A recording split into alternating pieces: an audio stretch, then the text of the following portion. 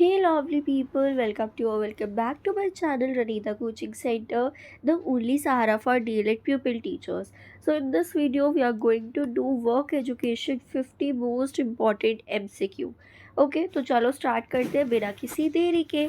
एक और चीज़, अगर आपको वर्क एजुकेशन के नोट चाहिए यूनिट वाइज, साथ ही साथ आपको वन शॉट वीडियो चाहिए जिसमें एक वीडियो में पूरा सिलेबस कवर हो रखा हो, इम्पॉर्टेंट टॉपिक्स चाहिए, और साथ ही साथ अगर आपको PYQ विद आंसर की चाहिए तो ये सारी चीज़ें आपको रनीता कोचिंग सेंटर के कोर्स में मिल जाएगी, जो सिर्फ और सिर्फ ₹99 का है। आप जाके एनरोल कर सकते हो, डिस्क्रिप्शन में आपको लिंक मिल जाएगा। ओके, और हमारे टेलीग्राम चैनल को भी ज्वाइन कर लेना, PDF अगर आपको कोई भी चाहिए हो उसके लिए। चलो स्टार्ट करते हैं। फर्स्ट क्वेश्चन आ जाता है, what is the primary objective of work education. ये PYQ का क्वेश्चन है।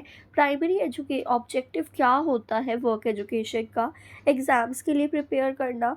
अब देखो, वर्क एजुकेशन जहाँ भी आए मतलब वो हैंड्स ऑन एक्सपीरियंस प्रोवाइड कर रहा है, तो ऑप्शन बी करेक्ट हो जाएगा। Next, work education mainly focus करता है किस पे, बताया अभी, हैंड्स ऑन एक्सपीरियंस यानी कि प्रैक्टिकल स्किल्स पर। Next, reuse of waste material comes under, ये भी PYQ है।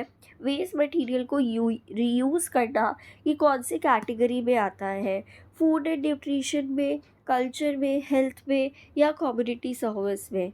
तो ये आता है कम्युनिटी सर्विस में। Next, which is an example of manual work, PYQ। Manual work का एग्जाम्पल इनमें से कौन सा है। मैनुअल वर्क, तो मैनुअल वर्क क्या होता है ये आपको जानने के लिए वन शॉट मैंने वीडियो बना रखी है, वो पढ़ सकते हो, वो देख सकते हो। Programming, accounting, plumbing, writing. अब देखो ये तीनों क्या लग रहे हैं, ये तीनों आपके स्किल बेस्ड वो लग रहे हैं, बट पम्बलिंग ही एक ऐसी चीज़ है जिसमें फिजिकली वर्क हो रहा है, तो ये मैनुअल वर्क है। Option C is correct. Manual labour helps in, manual labour किस में हेल्प करता है, स्किल डेवलपमेंट में ये हेल्प करता है। वर्क एजुकेशन एक्टिविटी किस पे बेस्ड होनी चाहिए, अथॉरिटी पे, मार्केट डिमांड पे, स्टूडेंट की एबिलिटी पर, या फिर इंडस्ट्री डिमांड पर। तो बच्चों की एबिलिटी पर ये बेस्ड होनी चाहिए। Which is not a component of lesson planning, इनमें से लेसन प्लानिंग का कॉम्पोनेंट कौन सा नहीं है। तो ऑब्जेक्टिव भी होता है, TLM भी होता है, एक्सटेंडेड एक्टिविटी भी होती है, but teacher qualification lesson plan का कोई भी कंपोनेंट नहीं है। Interest in work education increases by, work education में इंटरेस्ट कैसे बढ़ता है, रियल लाइफ कनेक्शन से बढ़ता है। Best method eight primary level, primary level पर सबसे अच्छा मेथड क्या हो सकता है। तो देखो, लेक्चर में बच्चे बोर हो जाएंगे, डिक्टेशन में बच्चे एक टाइम पीरियड तक ही कर सकते हैं, रीडिंग में भी बच्चे एक टाइम पीरियड के बाद बोर होने लग जाएंगे। सो डेमोन्स्ट्रेशन मेथड सबसे सही मेथड होता है, इसमें बच्चे को इंटरेस्ट आता है। 10th का आंसर आप कमेंट करके बताओगे, इसका आंसर आप कमेंट करोगे। बेस्ट इवैल्यूएशन मेथड कौन सा होगा इनमें से, ऑब्जर्वेशन, रिटन टेस्ट, वाइवा, या case study. Next question, work education किसने इंट्रोड्यूस करा था। तो वर्क एजुकेशन HCF 2005 ने इंट्रोड्यूस करा था।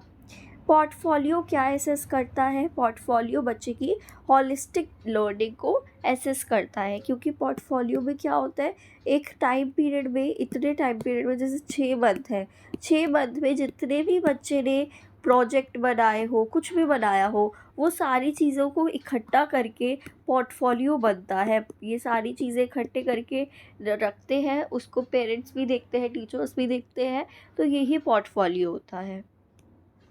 एसेंशियल एक्टिविटी क्या होती है, एसेंशियल का मतलब क्या होता है, जो ज़रूरी है, तो एसेंशियल एक्टिविटीज़ क्या होगी, ये कंपल्सरी होगी। ठीक है। इलेक्टिव एक्टिविटीज़ क्या होती है, अब इलेक्टिव एक्टिविटीज़ जो है वो एसेंशियल एक्टिविटी का अपोजिट होता है, तो इलेक्टिव एक्टिविटी आपकी ऑप्शनल होती है। Okay. Next question is, work education क्या प्रमोट करता है। अभी बताया था कि ये क्या प्रमोट करेगा, स्किल्स प्रमोट करेगा। Local material is important because local material इसलिए इम्पॉर्टेंट है क्योंकि वो क्या होते हैं। अब देखो, लोकल मटेरियल चीप होते हैं या रेलिवेंट होते हैं या फिर ईज़ी होते हैं या अवेलेबल। तो लोकल लोकल मटेरियल्स इसलिए इम्पॉर्टेंट होते हैं क्योंकि वो ईज़िली अवेलेबल होते हैं। प्लानिंग किस में हेल्प करती है? प्लानिंग, अब देखो, जो प्लानिंग क्या है, पॉजिटिव है, तो जो इसमें से पॉजिटिव पॉइंट लग रहा है वो, तो प्लानिंग क्या किस में हेल्प करती है? प्लानिंग ऑर्गेनाइजेशन में हेल्प करती है। वर्क एजुकेशन क्या डेवलप करता है? वर्क एजुकेशन, अब दोबारा से जो पॉजिटिव पॉइंट है जो कि कॉपरेशन है। Next, demonstration method useful for.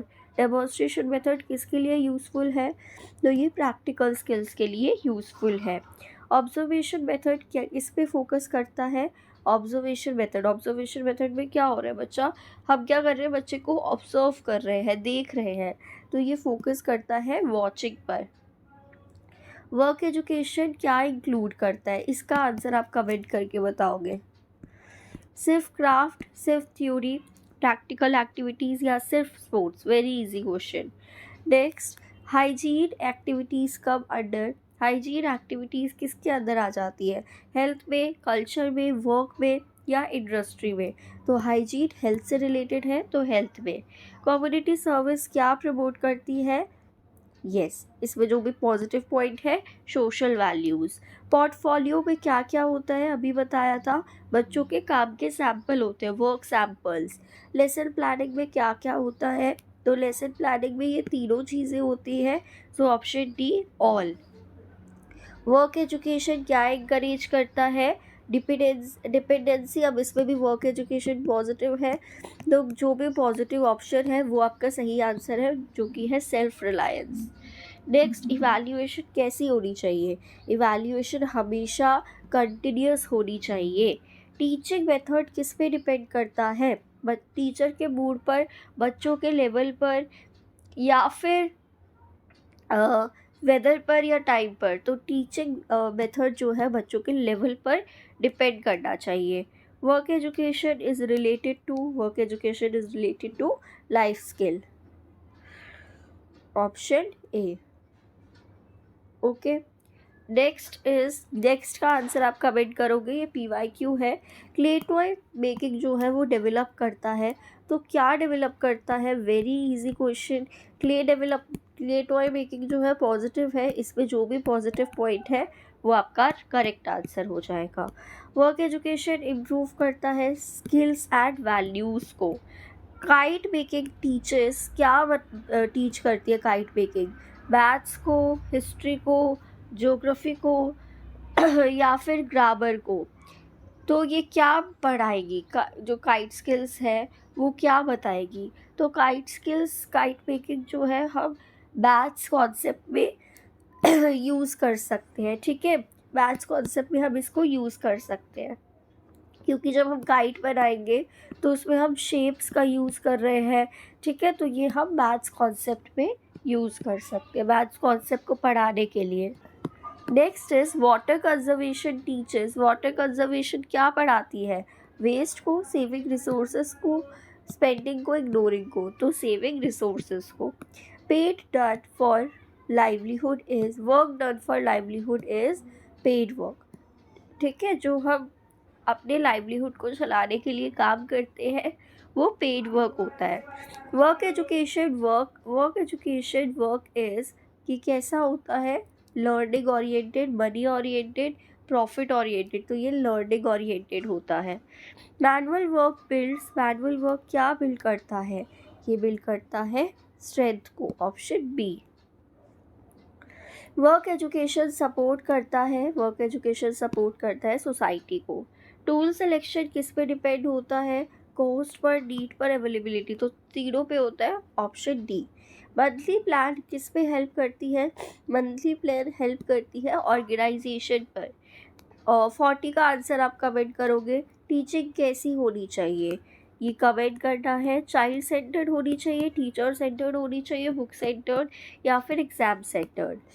Work education क्या डेवलप करता है? तीनों ही चीज़ें डेवलप करता है, option D all.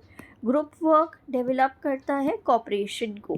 Experimental method में क्या होता है, डूइंग होती है, बच्चा करके सीखता है।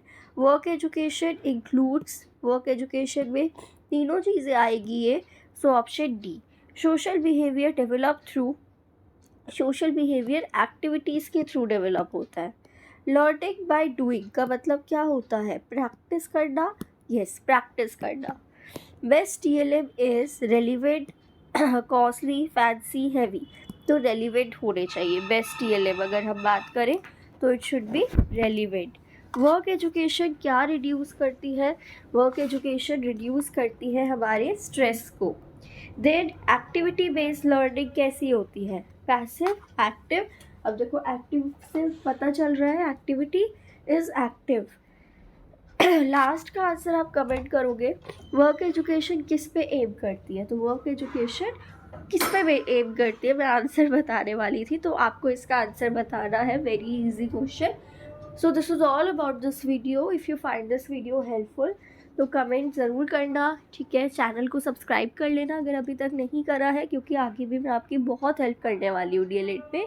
और साथ ही साथ टेलीग्राम चैनल और इंस्टाग्राम चैनल के साथ हमारा ज्वाइन कर लो हमें, सो डैट आपको डेली अपडेट्स मिलती रहे, जो भी अपडेट आपको जानने के लिए ज़रूरी है। Okay, so I will meet you in next video.